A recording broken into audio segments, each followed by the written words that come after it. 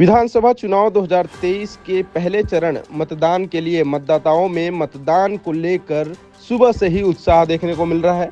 सभी मतदाता सुबह से ही मतदान के लिए समय निकालकर मतदान करने पहुंच रहे हैं। जहां केशकाल भाजपा प्रत्याशी नीलकंठ टेकाम ने दोपहर 12 बजे अपने मतदान केंद्र क्रमांक 64 ग्राम पेंड्रावन में मतदान करने पहुंचे। वहीं उन्होंने अपने मताधिकार का उपयोग कर लोकतंत्र का हिस्सा बने। आपको बता दें कि नीलकंठ टेकाम कोंडागांव जिले में पूर्व कलेक्टर रह चुके हैं, जो केशकाल विधानसभा से 2023 का चुनाव कांग्रेस के प्रत्याशी संतराम नेताम के विरुद्ध लड़ रहे हैं। भाजपा प्रत्याशी नीलकंठ टेकाम ने कहा कि अपने क्षेत्र विकास के लिए सभी को अपने मताधिकार का प्रयोग करना चाहिए, जिससे लोकतंत्र मजबूत हो सके। सभी को मतदान जरूर करना चाहिए, जिससे कि 100% मतदान हो सके।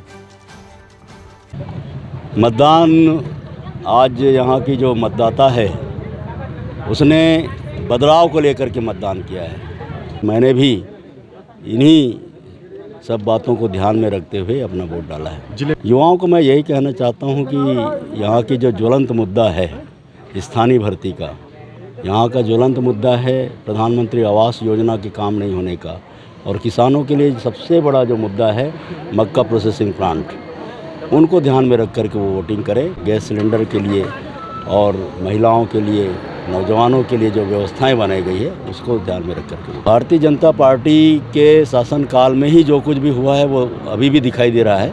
कांग्रेस की सरकार ने लोगों के साथ धोखाधड़ी किया है, लोगों को झूठा आश्वासन दिया है, और जिसके कारण यहाँ पर हमारे छोटे छोटे कर्मचारी, चाहे रसोइया हो, चाहे जो सफाई कर्मी हैं, चाहे अनियमित कर्मचारी हैं, या फिर ऐसे तमाम लोग रोजगार सहायक हैं, हमारे वनोपज का काम देखने वाले जो फॉरेस्ट से रिलेटेड जो हमारे छोटे कर्मचारी हैं, उन सब के साथ धोखाबाजी किया गया। नौजवानों के साथ 2500 रुपये का बेरोजगारी भत्ता में धोखा किया गया। फिर यहाँ जो जिस तरीके से भ्रष्टाचार को बढ़ावा दिया गया है कांग्रेस के शासनकाल में, उससे तो हमारा पूरा छत्तीसगढ़ राज्य के लोगों का जो स्वाभिमान है उसको ठेस पहुंचा है। तो ये सारे मुद्दे यहाँ पर दिखाई दे रहे हैं, और लोगों में भारतीय जनता पार्टी को फिर से लाने का उत्साह दिखाई दे रहा है।